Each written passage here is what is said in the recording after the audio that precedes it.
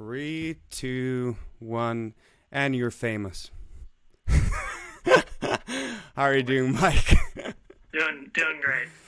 Okay, everyone. It is with my greatest pleasure, I would like to introduce my stand partner, my colleague at the River City Brass, Mr. Trickster, Prankster, aka Blazing Speed Fingers, Mr. Black Towel, Michael Dingfelder. That's me. What's up, world? How are you doing, man? I'm doing okay, all things considered. Okay, so I just basically wanted to quickly bring up the reason why I've not been bringing up your name as often as people are asking. Everyone's asking why are you not introducing your partner to all the videos, because every single video you're on. And is there any particular reason why is that happening? Well, yeah, for a certain reason. I'm a public school teacher outside of Pittsburgh, and a lot of the administrators, they say things like, make sure you watch your social media usage and things like that. So I don't have any kind of Twitter or Facebook or anything along those lines. So I'm sort of out of the social media sphere here for that reason. All right. So talking about the bands and the schools, so obviously the current situation, all the schools are down. So do you know any plans? Because you probably have more insight about schools and local schools. So you're obviously teaching around the Pittsburgh area. Are there any plans on how quickly the schools will be open back for all the kids to come in, or there's no news about that yet? Well, my school in particular, we're off for 2 weeks.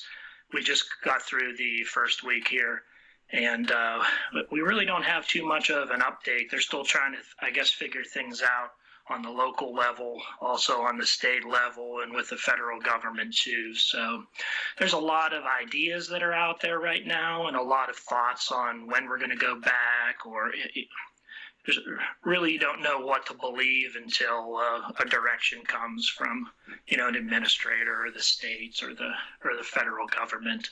As of right now, we're supposed to go back towards the very end of this month. Not sure if that'll be the case or not, but we're sort of just playing it by ear at this point. Okay, let me just quickly double check. Can anyone give me a thumbs up if the sound quality is fine? Please give me a thumbs up on YouTube. Now, it was supposed to be live stream on Facebook as well, but apparently I don't know how to use Facebook, so that's a wrap. But I'll figure it out. So it's fine. I'm not very computer literate, apparently. But for those who joining in, please do me a big favor by liking this video, sharing it with your friends. Hit that subscribe button. If you give this video a thumbs up, it's more likely to reach out more viewers on YouTube. We'll be answering some of your questions on the second half of this video. So if you like to get your question a priority, please put it through Super Chat. We would thumbs up, bunch of thumbs up. Okay, so we would appreciate that. Put your questions through Super Chat. Otherwise, we'll try to answer as many questions as possible. Okay, I think you're really missing something, though. First, there's something different with this stream that's different than the others. I'm missing that rectangle around your face. I'm missing that. You should really bring that back. I really think it adds to. I'm making progress on that. So did I ever tell you what was the reason why that I didn't realize it was up there for 40 minutes.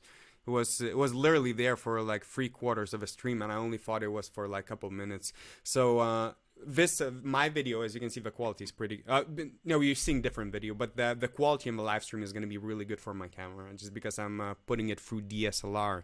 Now apparently my DSLR falls asleep after 30 minutes, and each time you turn it on, that rectangle autofocus thing is on display, so I have to take it off. I looked a little silly there, but that's the story behind the magical rectangle. Now, talking about magical stories, mind sharing what's the deal with that black towel? Like people are asking, how does it impact your playing? How does it impact your life quality and all the important.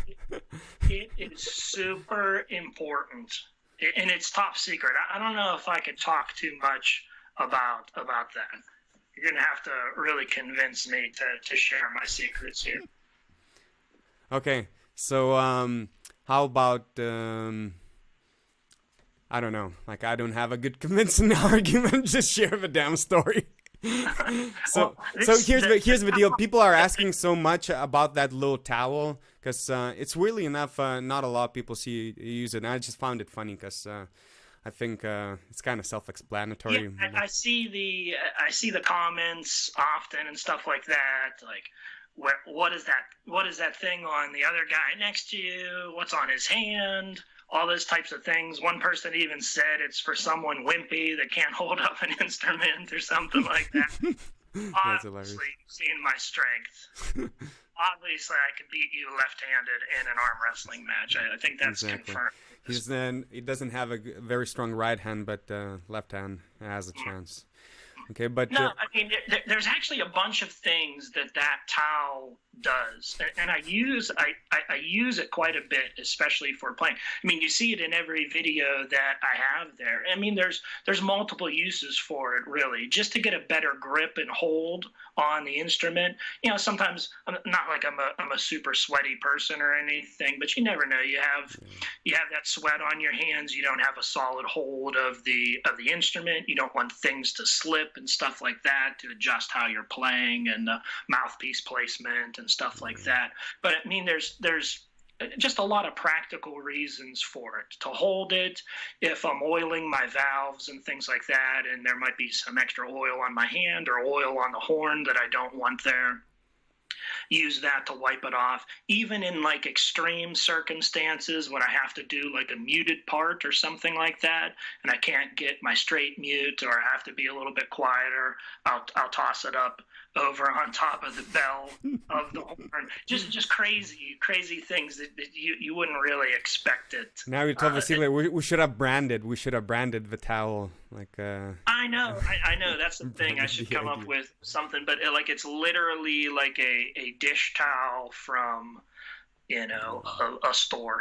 It was just funny that so many people asked about that, and which is hilarious. I like to believe it gives me magical playing powers, but it's just for practical reasons and that's the main deal with the towel. So anything interesting? So how are you spending your time now? Are you practicing? Are you trying to just clean up your house, do household chores? So what's because now you teach a little bit, or like no? Somebody told me 2 days a week. Is it you? You teaching 2 days a week, or I spoke with somebody else?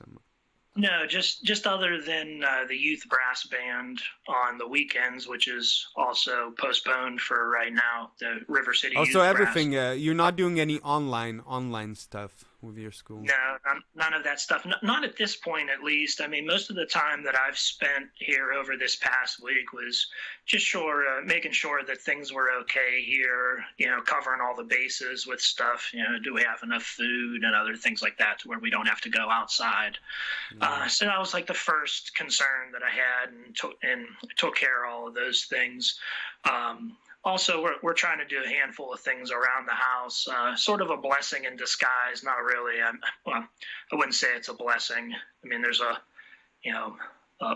lot of worry and things like that going on across the world and stuff like that. And a lot of people are getting sick, and that's definitely not a good thing. But the thing is that it really gets you an opportunity to sort of focus on what is most important, like your family, and sort of stopping. Like I can't go out and teach, I can't go out and play, and it gives me the opportunity to really, focus on what's most important, my family, my friends, and things like that, and sort of reconnecting with them, making sure that they're okay. And taking care of some other things that you just don't have the time to whenever we're so busy. So trying to do some things around the house and get that a little bit more in order and stuff like that. I've also been thinking a lot about how I'm going to teach, what's going to happen with the school year. You know, What do you think? What do you think? Look, I'd be shocked. I'd be shocked because now I've got so many messages from school teachers, university teachers asking me, how do you set up your online teaching? What software, what equipment you use?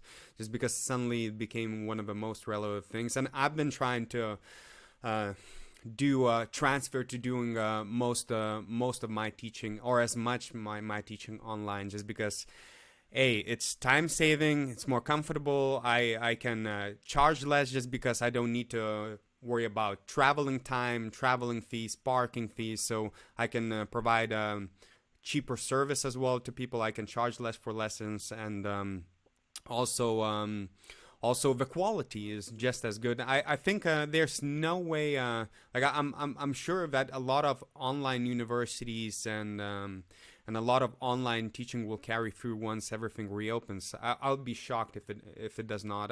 What is the biggest logistic problem with you guys not still not doing online teaching? Is there a particular reason why? Is it access to devices and stuff?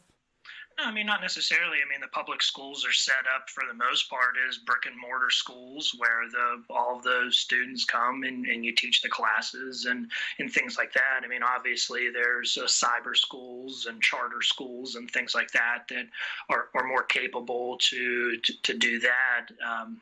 You know, it's just sort of the system that's always been in place.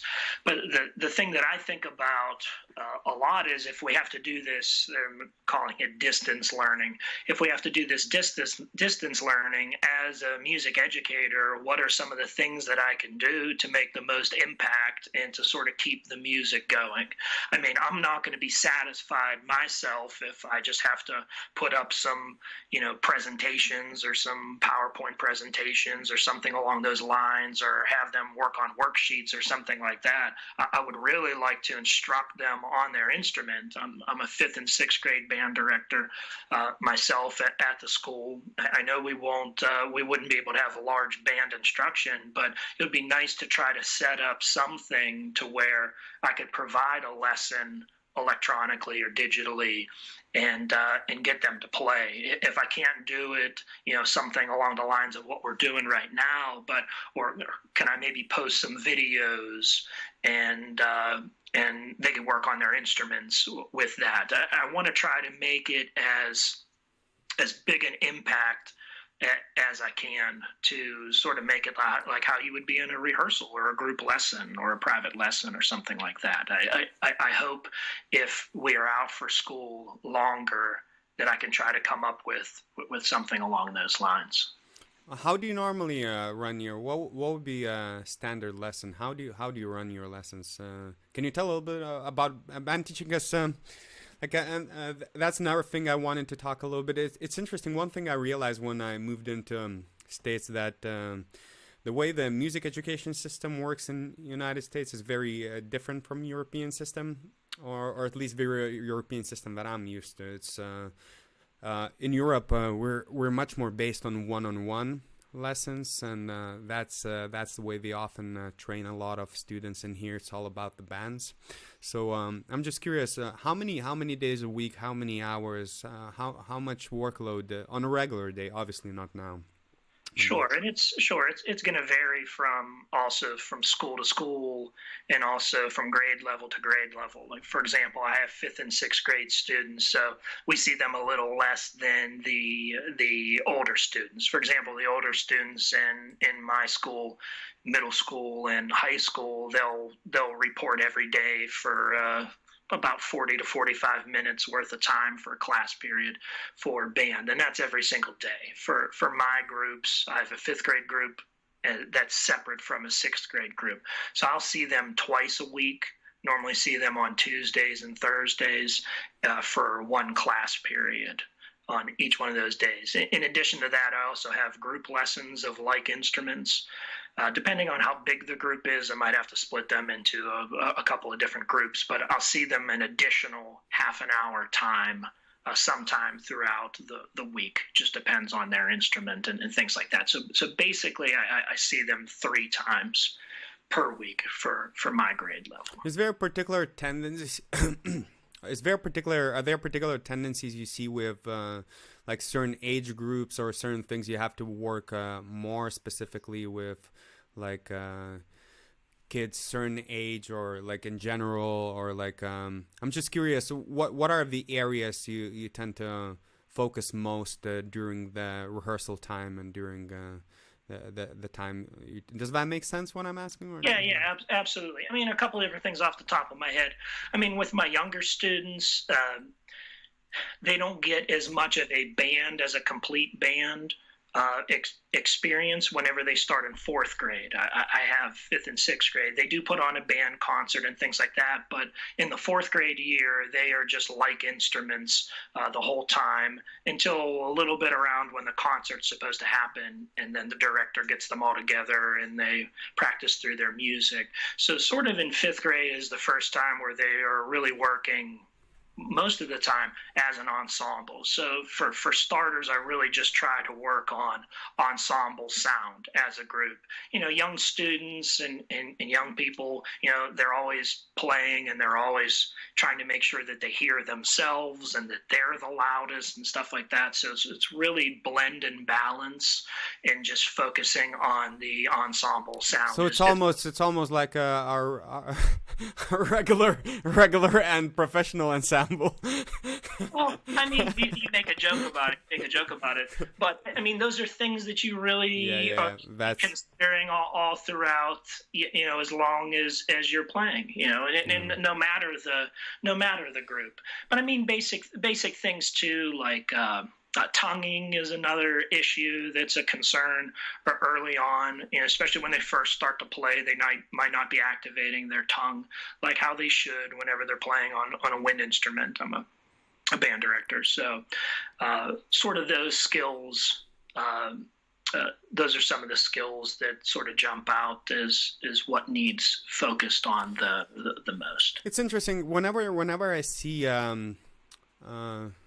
like professional players in both American and European field, accomplished, complete players. There's not that much of a difference, but I see a big difference between the high school and collegiate level students and players. There's this tendency where European teaching is based a little bit more on solo playing and technical development, whereas here it seems like everyone's focusing a little bit more on the musicianship, the IQ, the musical IQ level, like rhythms, ability to recognize things, and it's a little bit more of band music related. Do you have any? I'm just curious. Is there any solo programs like where kids can play like a solo or enter competitions? How does the competition system work with you guys? Do you take your kids for like all state, or are too young, or how does that work? You know, once again, depends on the age group. From my age group specifically, there isn't a ton of things available. There used to be certain things available, like district level events, which are surrounding counties around ours. Also county level, specifically just our county for certain things like that. It seems to me be more geared towards the middle and high school level areas. There are some things for them to participate in honors bands and honors festivals with we call it the PMEA, Pennsylvania Music Educators Association. They have the wouldn't necessarily call it a competition, but it's sort of like a competition as you move throughout districts, regions, and states and things like that, and you compete against other people from other schools. But it's mainly based for those upper grades. It really gears up in the high school. In the high school level, but not too much for just specific solo works and things like that. There's not too many types of competitions along those lines. What are the biggest one in United States? Is Falcone, iTech? Sure, for euphonium, for euphonium, tuba, and stuff like that. Mm-hmm. But then once again, too, I'm not even sure if they have. I'm sure they have like a youth division for that. But I mean, how young does that even go? Not even sure myself, you know. So Correct me if I'm wrong, but you're a music music ed graduate. Is that correct? Yes, yeah, I have a bachelor's degree in music education and a master's degree in child psychology. It's an education degree, but majors in child psychology. Did you do them both at Duquesne University? Nice T-shirt, by the way. Oh yeah, supporting my colleagues. I did them both at Duquesne. Thankfully, I had the opportunity to receive a scholarship for my undergrad for music education, and with my performance ability, I was able to get a decent amount. And then for my master's degree, a portion of it was covered by the school district where I teach at as well, because we have to continue our education after our bachelor's degree. We have to continue on to remain certified in the state of Pennsylvania. We have to carry on, so the school district helped a little bit with that too. So both at Duquesne. I was most familiar with that. I finished my undergrad there, and then I was teaching for a few years, and then we had to go back within a certain amount of years to keep our certification. So I was already familiar with Duquesne. I noticed that they had these levels of a child psychology program within the School of Education, and since I was already familiar with the university, I enrolled in that, and then I finished that. Is that did the master's degree impact? Like particularly in child psychology, did that impact your ability to get a job as a band director? No, not necessarily, because whenever I first graduated with my bachelor's degree in music ed, at the end of the year, I interviewed at the school that I'm at now, and I got that position. So to keep my job, yes, I needed to go back and continue my education. But to get my job, no. I already had my job secured just from my bachelor's degree, but I had to maintain it through the Pennsylvania Department of Education and things like that. How do you get a job as a band director? Now, one thing that drives me a little bit crazy is there's obviously a clear distinction between doing a performance degree in music and doing an ed degree. Now, obviously, whenever you do performance degree, it's pretty kind of self-explanatory that you should probably be pretty good at playing. How good do you need to be at playing and all the other stuff with your high school in order to get into a good university for your educational degree? And what would you recommend for somebody who's 16, 17-year-old kid who will be looking into doing his degree? Specifically, you're obviously more familiar with educational degree. Like, what qualities? How do you know if you're at the right place? Sure. I mean, obviously, being the best musician that you could possibly be is key. So working on those fundamental skills of just yourself as a musician, your primary instrument, but not just your primary instrument. I mean, you have to be comfortable and you have to be competent, especially, while you're at college, on instruments that are not your primary instrument. So even in high school, I started to pick up and play different instruments. I learned the trombone in my junior year of high school. I didn't start the euphonium until my freshman year in high school. I didn't start that. I used to be a trumpeter. Oh, you're a trumpeter. Yeah. Yeah, that's why you read both treble and bass clef. Yeah. I had to teach myself bass clef to learn the trombone. There was same thing. It's hilarious. I'm originally a treble clef reader. Yeah. Our high school had a jazz band that I wanted to be a part of, and obviously they don't take euphoniums in jazz band, because that would just be lame. So I had to learn the trombone. Oh, now you're gonna get some hate. Now you're gonna get some hate for that. Well deserved. I'd say well deserved hate. I'm a euphonium player myself. Doesn't count. You started as a trumpeter, so we can no. talk. We can talk smack on ourselves. It's okay. That's I'm right. like quarter trumpet, quarter trombone, and Yeah, half but let alone like But I'm to curious. get back, You're auditioning. to get back to what you were saying though, there's some important things too that I didn't mention. Uh, Learning the piano is very important. Focusing on your voice and your voice quality, even if you're a band director, and most of the time in most programs, once again, depending on where you go, but you're going to have to be competent in, at least for Pennsylvania, vocals, instrumental, including band and orchestra as well. So I'm certified in all of those things. Am I great at all of them? No.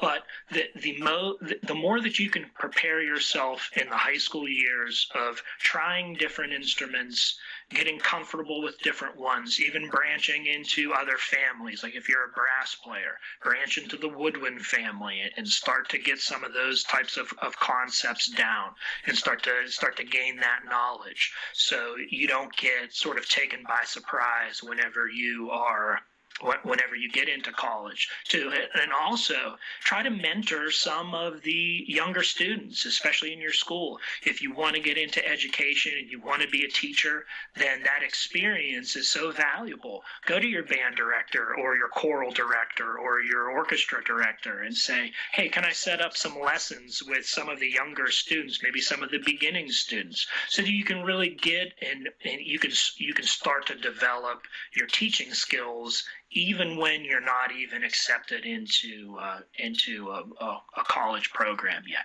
As much teaching and as much playing as you can do, or singing, if that's your thing. Now, did you need to play for your audition? Your auditioning, did they ask you to play anything?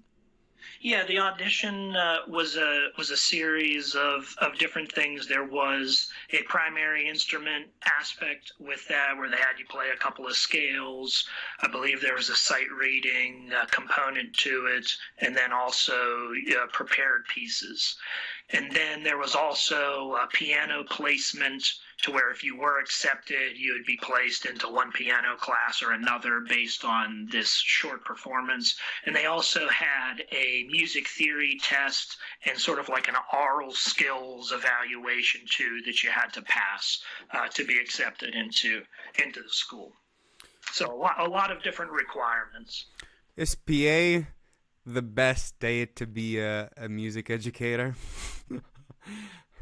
I've never been a music educator of any other state. I know compared to a lot of other states, I mean, I think highly of the teachers that are in Pennsylvania. I think highly of the system that's in place to be certified in this state. There's a lot of great teachers, and I think that speaks to the types of evaluations that need to be done and things like that, and continuing education. Could there be other states that have a better idea or a better system? Yes. I'm sure there's a lot that are worse than Pennsylvania, but I'm really happy with, I love the community that I work in. Love all the students there, the staff, the families. Just a really great area that I enjoy working Yeah, with. but I'm just curious because you're kind of getting towards which state has the best educators. Now, is PA the best state to be an educator? And the reason I'm asking that, because I've seen many. I've traveled quite a bit in states, and the amount of schools, the salaries versus life expenses, the cost of living is very band teaching friendly. Is that correct assessment, or like in comparison to some of the other states? Am I? You mean, like, is your question more of does the state support music education, or? Yes, it's not only the state, but I think the whole system. One of the question would be but Pennsylvania is reasonably a cheap state to live at. Would that be a correct assessment? Okay. Yeah, the standard of living and the cost of living is a little bit lower here. Obviously, depending on the area of the state that you're in, especially north, south, and west, it's uh, it's it's uh, it's your dollar goes longer. Yeah. Certain things. I mean, the east of the state, where you're in Philadelphia and suburbs of New York and New Jersey and stuff like that, it's going to get a little bit more pricey out on that side of the state. But yeah, I mean, with the amount of compensation that I get from teaching music and stuff like that, I feel like I'm able to afford the things that I need to. I mean, in no ways do I feel like I'm rich or anything like that, but I mean, I love what I'm doing. I love teaching so much. I feel like I'm compensated adequately for that, to be able to, have a family and sort of take care of the things that I need to take care of and live an okay life. So in that aspect, I mean, I feel grateful. Yeah, you got great kids as well at your school. I saw them once. Seems like a good group of kids. Friendly, polite.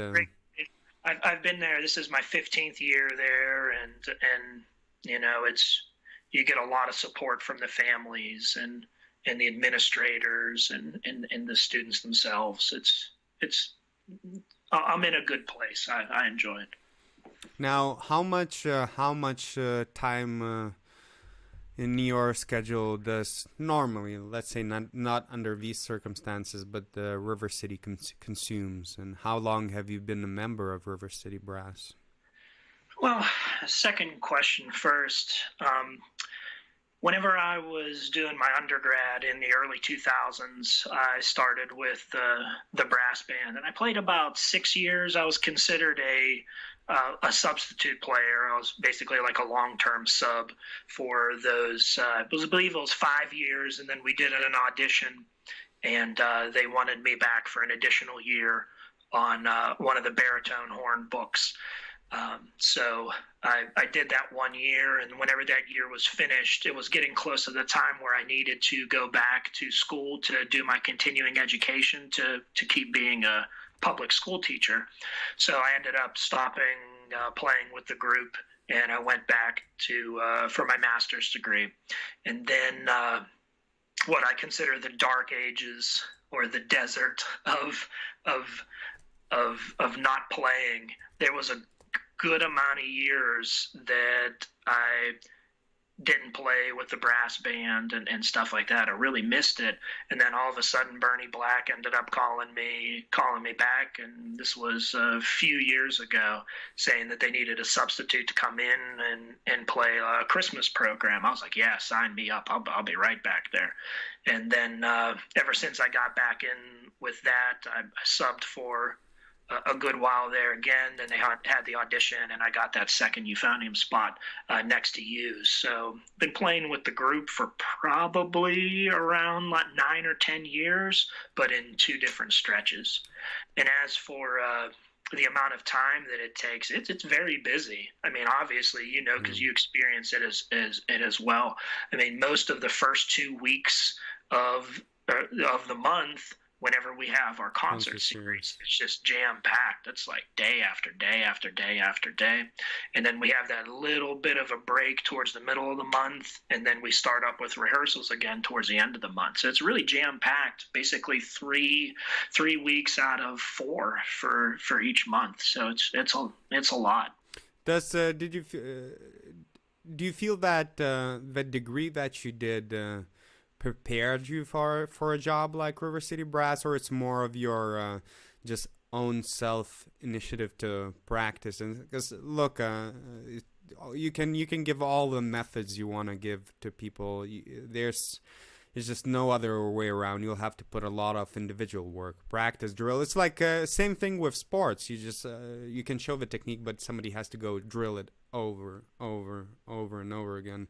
Do you feel that the preparation and your success, because you're obviously a top-notch player, and I'm just curious, do you feel that doing a music education degree is something that highly impacted your playing, or it's more of a your self initiative and practice outside of classes, because obviously you're not required to.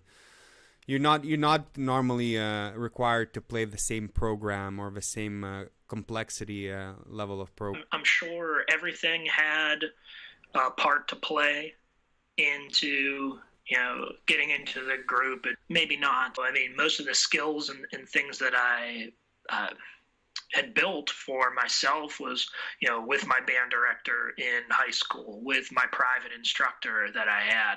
I can't thank the two of them enough for the time that they spent with me and, you know, the knowledge that they gave me. And whenever you get to college, you're sort of, boom, you're off to the races with everything. And yeah, I found myself in college more working on the educational aspects of things and not just the playing.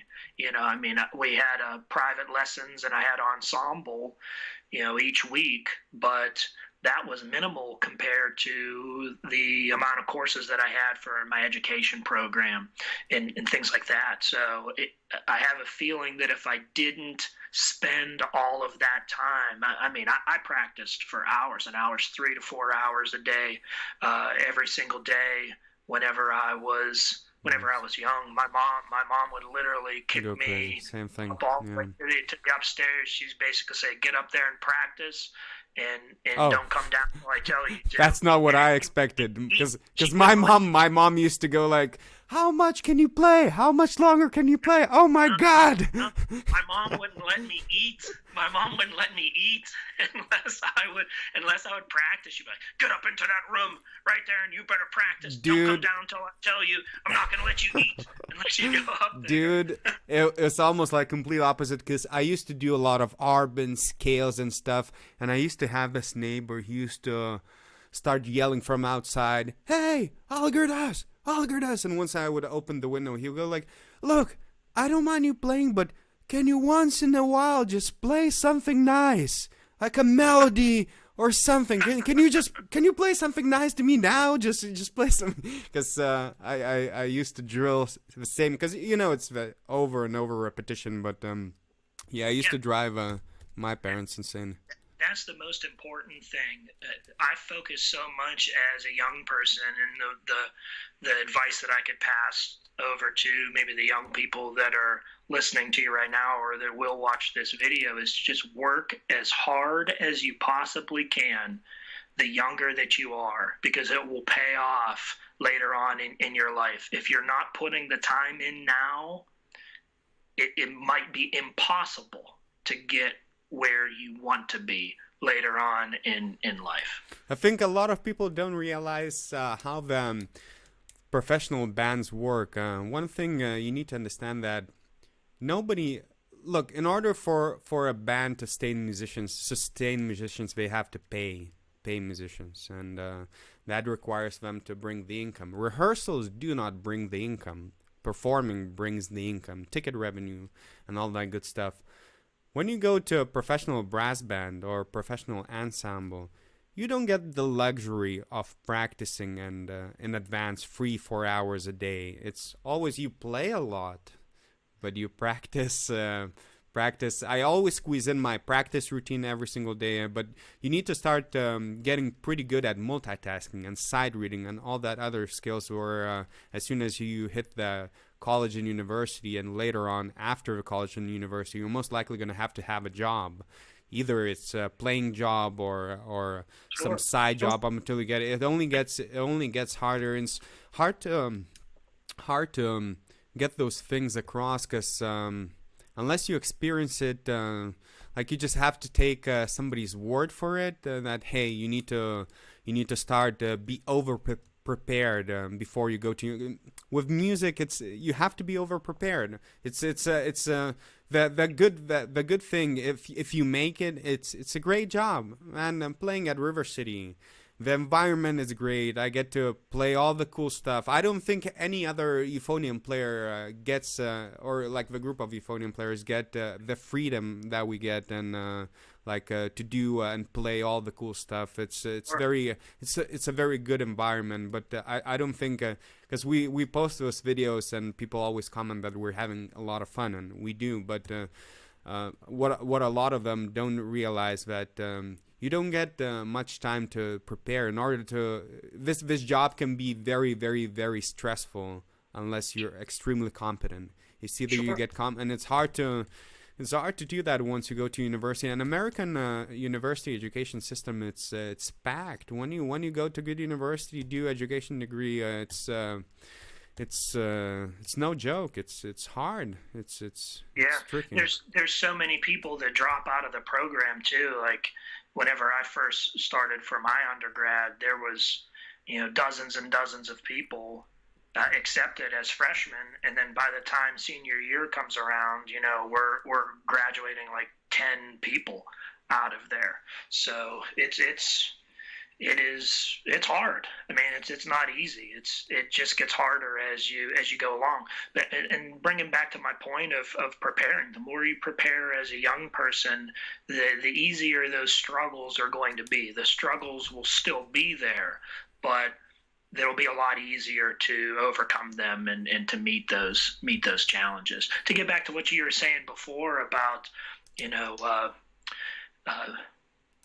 being prepared and having the time, I give all the credit in the world to those brass band guys that we play with at River City. I mean, a lot of the players, they're not full-time musicians. They work other careers and other job fields and stuff like that, and they still have enough time to, prepare and to schools around PA. And I always tell this is how qualified you need to be. Not even to get to the River City, but look, I bet that their playing abilities impacted their job, because once you get to that level of playing, that usually comes.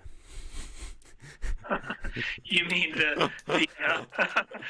what's the secret? What's the secret to successful section baiting?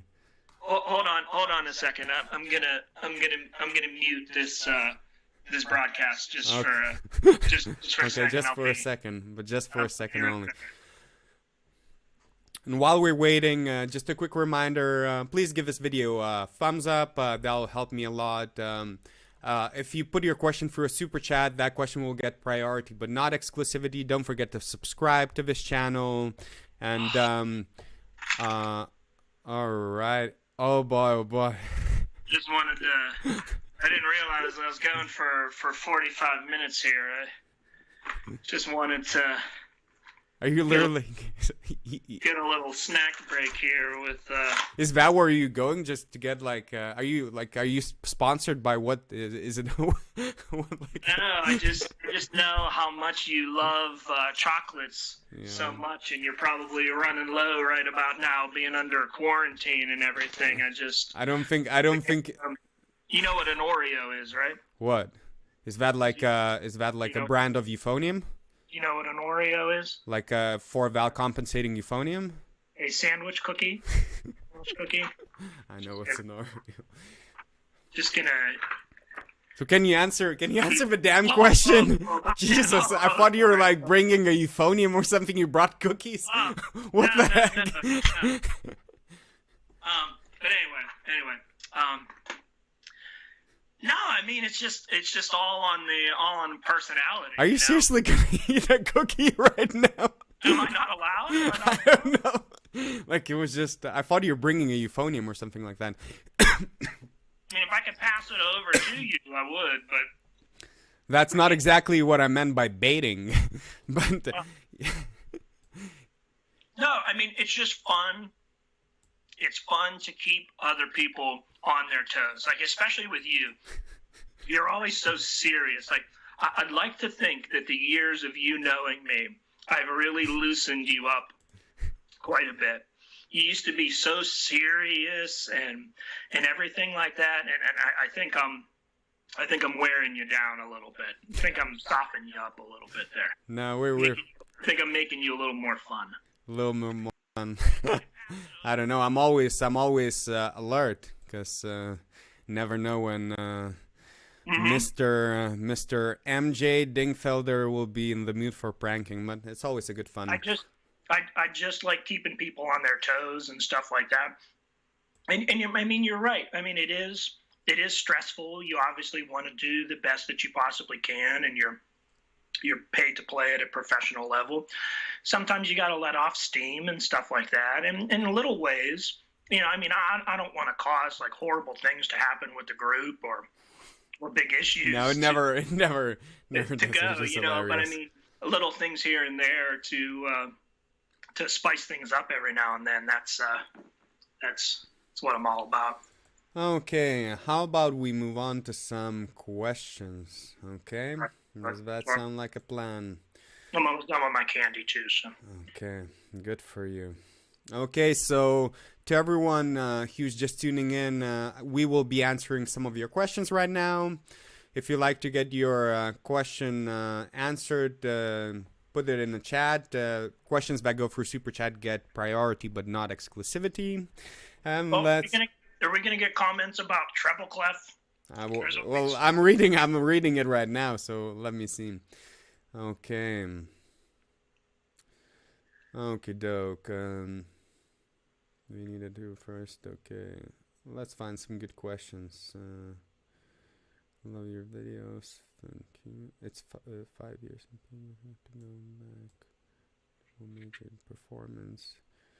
Hey, Matonizz, what is the main difference between baritone and euphonium? So, would you like, as a band director, as somebody who's exclusively qualified to tell the difference between euphonium and clarinet, please answer what's the difference between euphonium and baritone? Why do American players often refer to baritone to refer to euphonium as a baritone? I mean, here in the United States, most of the time they're going to call a euphonium a baritone horn, and with the certain designs that there are, they call it an American baritone, but that's basically an American baritone is like a euphonium anyway. But do they ever call a 4-valve euphonium a baritone? Because I thought that they only call a American baritone a euphonium that is 3 valves. Am I making this up? I mean, they can. I mean, in most cases, they're going to call it a baritone, even if it has 4 valves or 3 valves or whatever. They're just going to, that's sort of like the blanket term for that instrument here. Like if you actually play the instrument, you're going to know that it's a euphonium, and you're going to tell people you play the euphonium, and they're not going to know what you're talking about. But it's mainly if you say a baritone or a baritone horn, more people might have a better understanding of that. But to get to the person who had the question, a baritone is going to be more cylindrical based with the tubing before it flares out to the bell, and then a euphonium is more conical, where from the lead pipe throughout the horn, the diameter is going to get bigger and greater, just like a cone. Like the difference is between a cone and a can. Baritone is like a can. Euphonium is like a cone, and it gives different quality of the sound. Yeah, baritone is slightly brighter and probably blends and cuts through slightly better, whereas euphonium is darker and stands out, especially in melodical lines. Any advice on improving and trying to fix problems in my playing without being able to afford a teacher? Yeah, I mean, there's so many. Now it's a good time to plug my YouTube channel. Yeah, exactly. There's so many, and depending on what age this person is too. I mean, if they're a younger person and they're a school kid, you know, take part in an ensemble, or try to get some special playing from, or some special learning from some teachers or something like that. See if there's a local community organization or group where someone might want to give lessons for free or at no charge. And then also all the online resources that are there.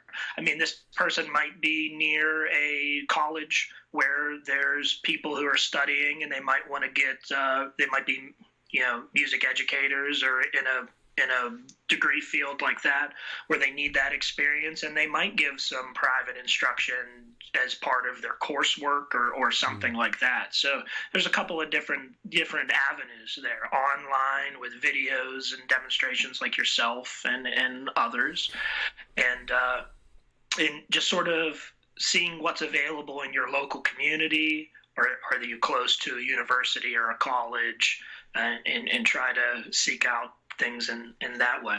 Did I ever tell you why I started doing those educational videos?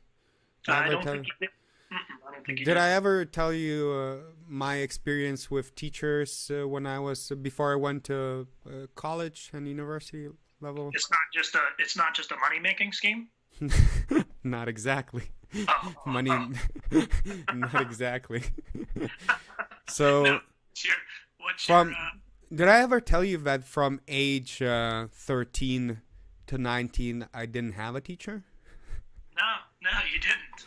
Dude, I did not have a teacher. I did not have... So, for those who are not aware, this lovely accent that I speak with is not a Pennsylvanian accent. That's not how Pennsylvanian people sound. Michael is a very good example of how Pennsylvanian people sound. I'm from Lithuania. Now, if you asked by the time I was a teen how many euphonium teachers there were in Lithuania, it'll be somewhere between 0 and 0. So I had a really good teacher when I was a kid. Very motivating guy. He was not only a great teacher, but he was really looking after me. And I was living in the small town, and he had to go. He had to go back, and there's no teachers left around, no qualified teachers. I studied with a saxophone player for like 1 year, and after that, 6 years, I would once in a while go back to the capital city to take once a month or once a couple of months a lesson with that old trumpet teacher. I had an Arbin book and a Clark book. Dude, 6, 7, 8 hours a day, every single day, and I would browse internet every single day, probably 5 or 6 times a day, like searching euphonium, so I could see how do other players stack up, what can I learn, because there's no such thing back then. And Antoine Calais was one of the original YouTubers. He's a French player, fantastic player. I was watching his video, and the amount you would get like a new video like once every couple of weeks. Somebody would just upload like a crappy quality video, and I would email all of these students from university saying, hey, could you send me a recording of you playing? I just want to see what level the college university player are at, and nobody would ever reply me. I would be that annoying kid. But like some kids don't have an access to good quality educational materials, and that's one of the reasons I wanted to do educational videos. And my educational videos, the way I do them, they're not really based or targeted towards entertainment, because it's very dense in the type of information. But that's the kid I'm looking for with those educational videos. That's that 13 or 14-year-old kid who does not necessarily, and you'd be surprised. There's a lot of those kids, not only in Europe but in States, all over the place. So that's why I think that's at the heart of what a lot of educators are all about, yourself included. It's your just personal experience. Sure, and passing on your knowledge to others that might not necessarily have an opportunity in other ways to get that knowledge and that support and feedback. Now that's a really great thing. Okay, let me find some more questions.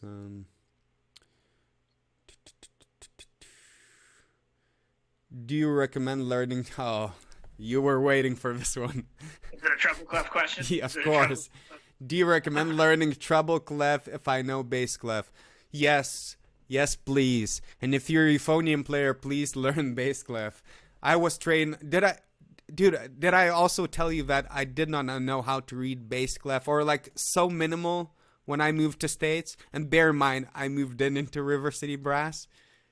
So now picture that, and somebody picture where you don't get many rehearsals. It's on the spot. Side reading is such a important element. And picture somebody who has to count the bass clef like that. When I came into States, I was counting my bass clef like that. I was like, okay, C, D, E, F, and etc. So here's the main thing is, and you see comments and stuff like that from time to time, and people will be like, "Oh, why are you reading all this treble clef?" Or even some people just having a question like, "Okay, well, why is this in treble clef? Why is this in bass clef?" And I understand that, that's fine. But then you'll get other people, it'll just be like, "Oh, you're reading treble clef? There must be something wrong with you, or why would you ever do something like that?" You get people like that as well.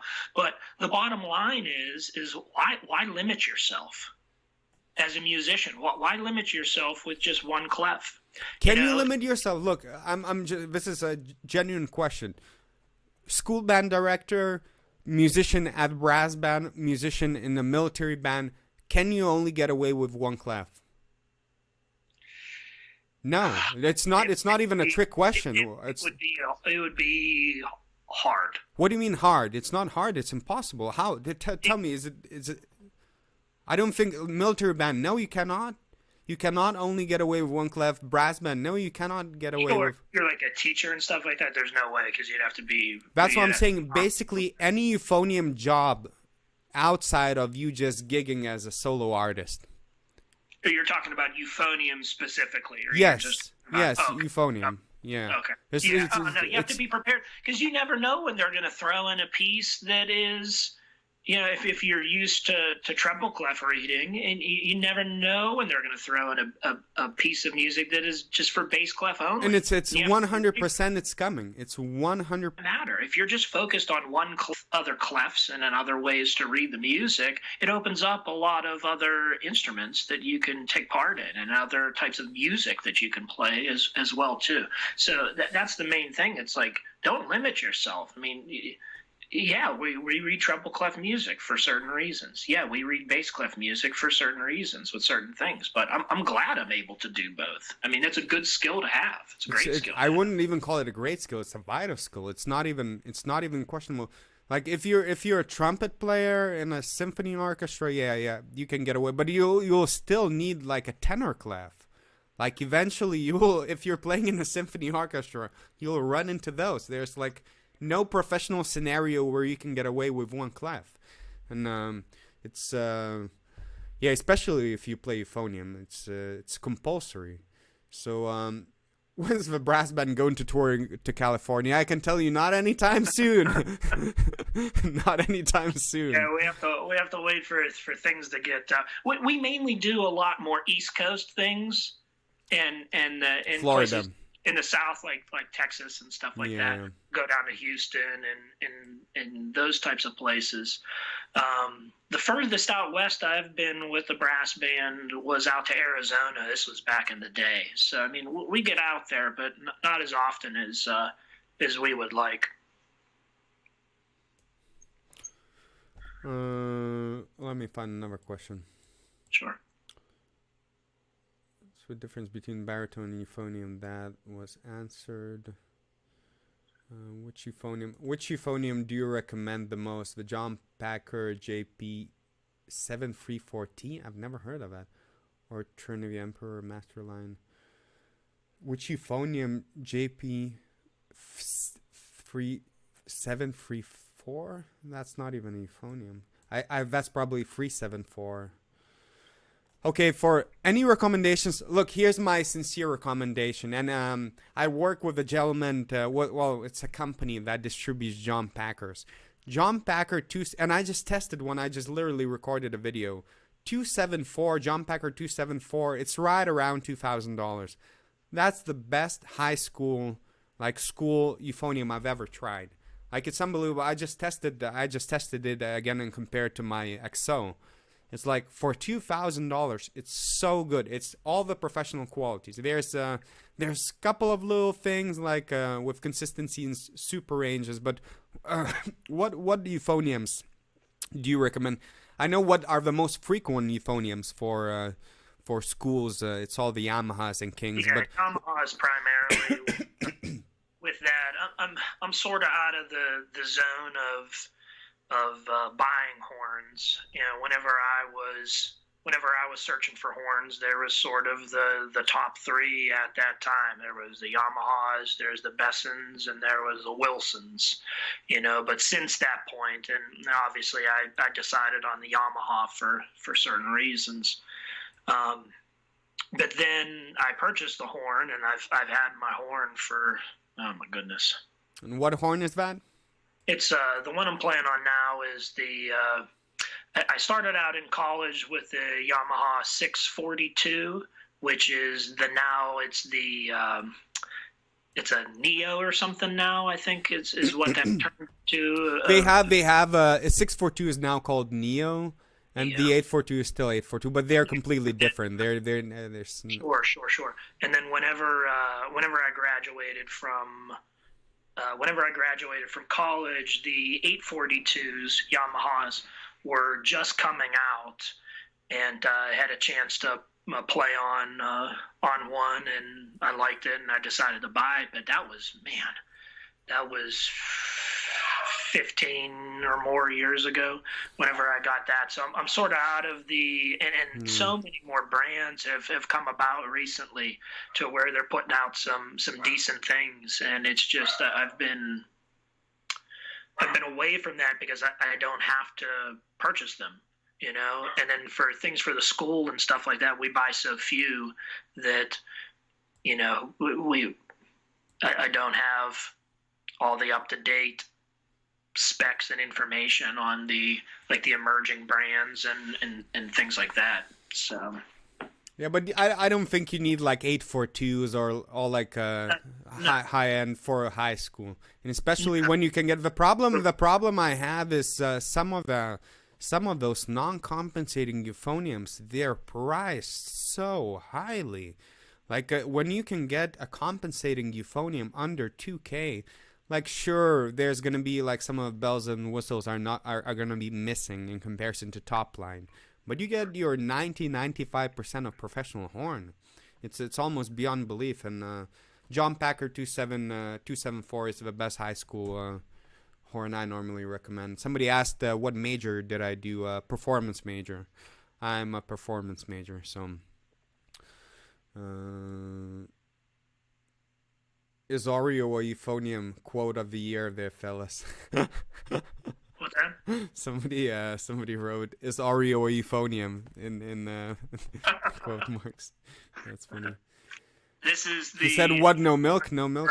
I recommend the most chocolate covered Oreos. Chocolate covered Play Oreos. on those, you'll be amazing. So, what is the situation in Lithuania?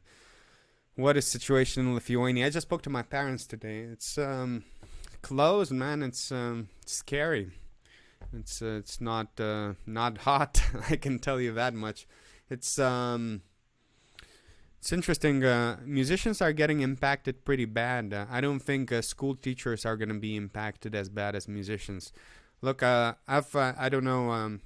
I don't know how much communication you had with any of the other colleagues from River City, but some of their family members laid off, you know, and that puts you in a pretty bad situation. Everything March through April either cancel or postpone, and these are the you know, money months where you generate a lot of income. So yeah, that's why you're seeing the too coming out and trying to take steps to try to stabilize things and put in safety nets and things like that for some of the citizens who are being impacted, and hopefully that gets worked out, and hopefully people can still sort of carry on and take care of the things that they need to take care of with the virus that's going around. I mean, it's concerning. I worry about, you know, as a musician, if getting this. I mean, you hear stories about the lungs, man. Virus on it's the crazy. lungs. I think they're down. It's downplayed the effect even on young people, the permanent damage to lung function, and it's crazy. I'm worried about it. If I get the virus with my age group and stuff like that, I would think chances are pretty good I would be able to survive it. But the damage that could be done with that, I mean, how would it impact my playing career? How would it impact my teaching career? And things like that. That's the scary part for me. All right, so we're gonna answer just a couple more questions. Any opinion on Wessex euphoniums? Any opinion? Ever tried one? No, I mean I've seen a few here and there, different people playing different ones, like some of the baritone horns from them. I mean, they seem pretty decent. I've never had a chance to play on one of them before, though. So for affordable instruments, I always recommend three brands: John Packer, Eastman, and Wessex. Those are three main brands I recommend. They make good products. They the whole idea, it's that's a gentleman from Britain, but he's trying to make he's focusing on squeezing out as much quality, but affordable. It's all about being affordable. So they're doing a really good job. They're making a lot of great instruments. So okay, a few more questions. What?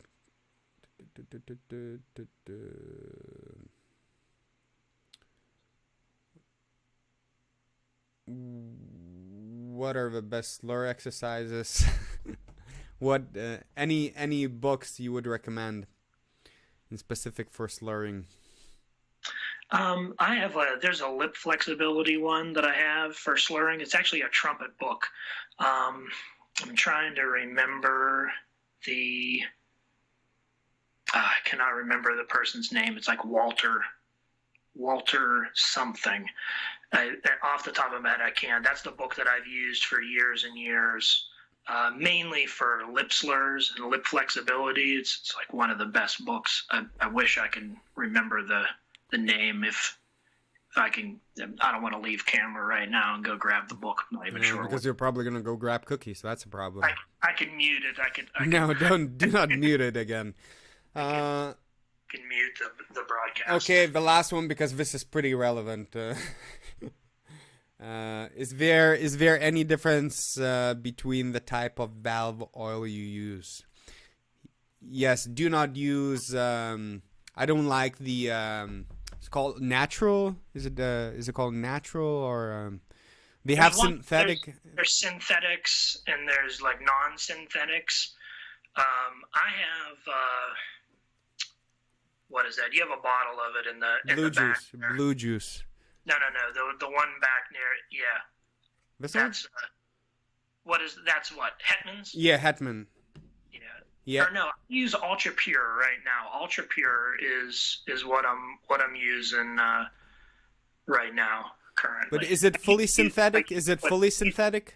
I believe so. Yeah, that's the one that I like. You have to oil a little bit more often, but they don't leave as much clank on your valves. But man, aren't valves a problem with euphonium players? I cannot figure out why don't they use the same inside spring system like trumpets. It's just mind-boggling. You haven't put videos of me out from that just the last concert series that we did. I don't know if it had to have been the humidity level that we had. Always, it's crazy. Humidity goes up. Any euphonium, no matter what, every single euphonium that I had, same problems over and over and over again. If you go through weather changes, high humidity, good luck.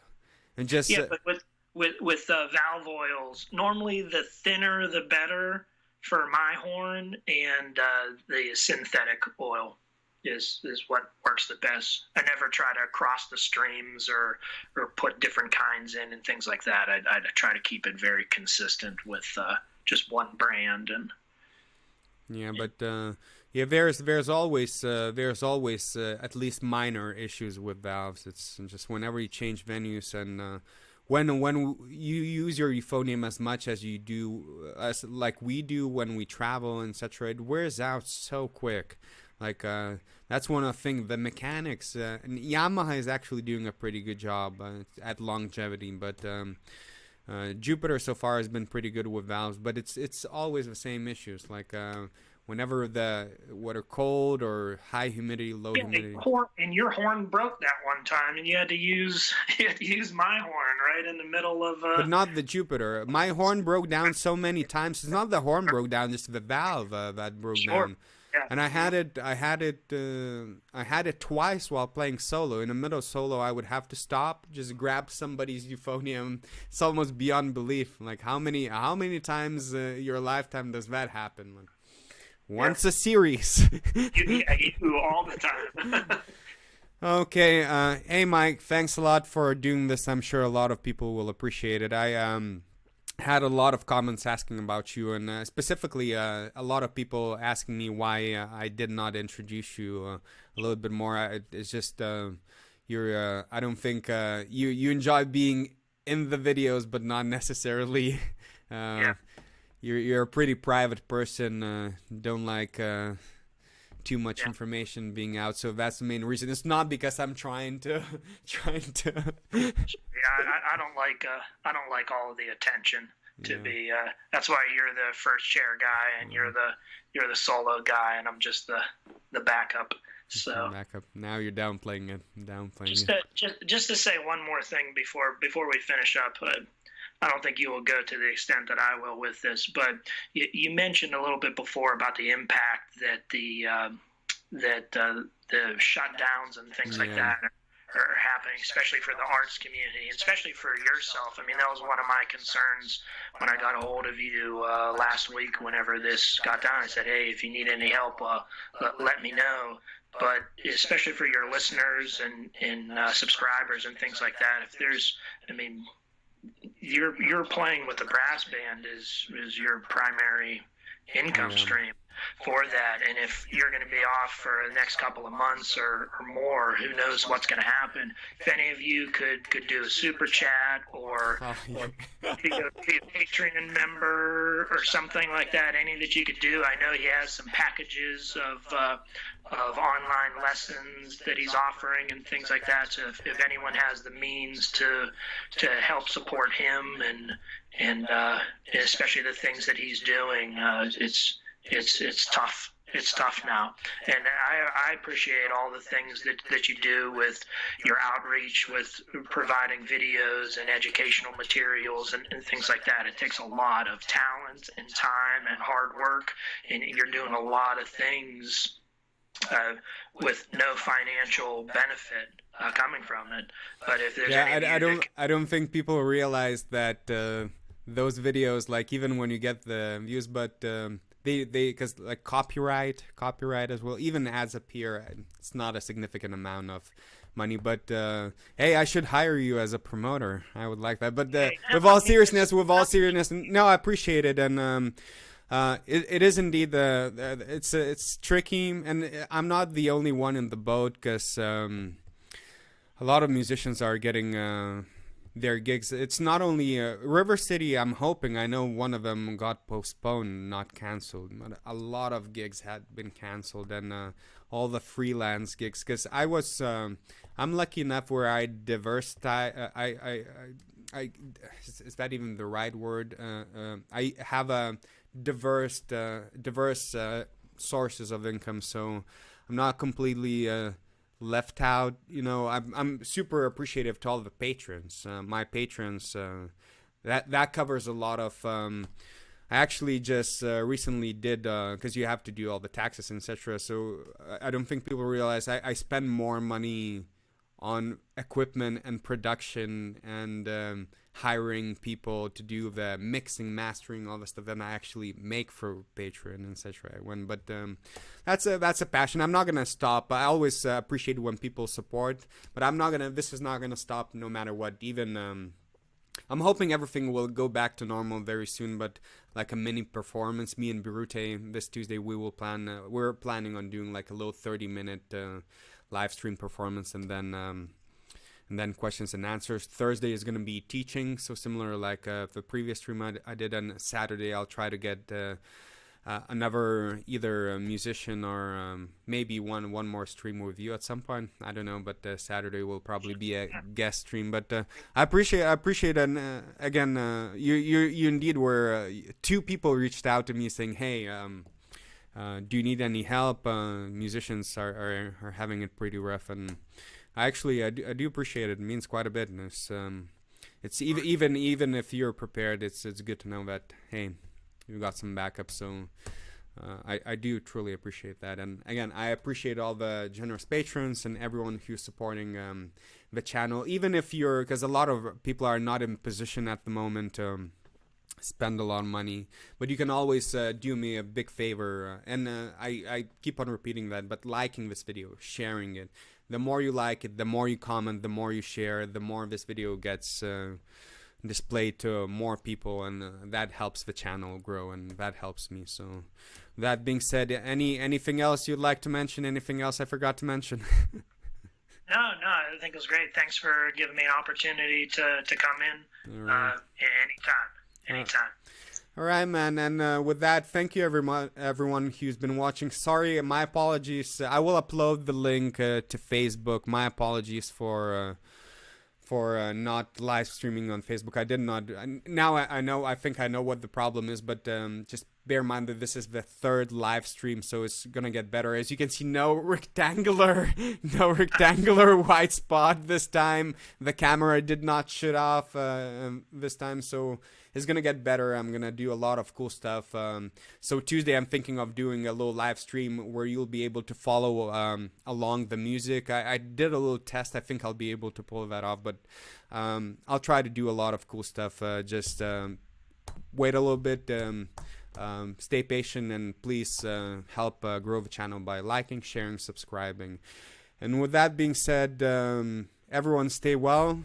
Have a great rest of the weekend, and wait for the next video, Monday, 5 p.m. Eastern Time. It will be a cool tuba euphonium duet that I did with one of my colleagues on from River City. And Tuesday, we're going to be doing some live playing, hopefully, from my place. So, Mike, thanks a lot for doing this, and I'll speak to you very soon, and I will see everyone else very soon on the upcoming video on Monday. Thank you very much for watching this stream.